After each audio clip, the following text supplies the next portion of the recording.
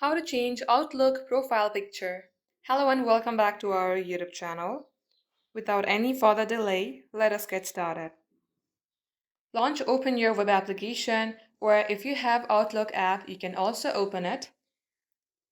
At the web browser, type in microsoft.com and get logged into your Microsoft account. Now, in order to change your profile picture, you will see a profile icon or just your initial if you don't have a DP. Tap onto it. At this page, you will see your photo and your username. Tap onto your photo.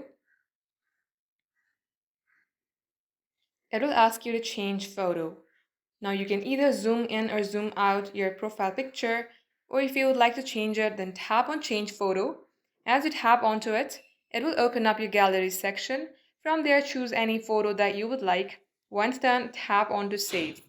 Just like so, this is how you can change your profile picture in Outlook. Thank you for watching the video till the very end. If it had helped you in any ways, then do like and subscribe.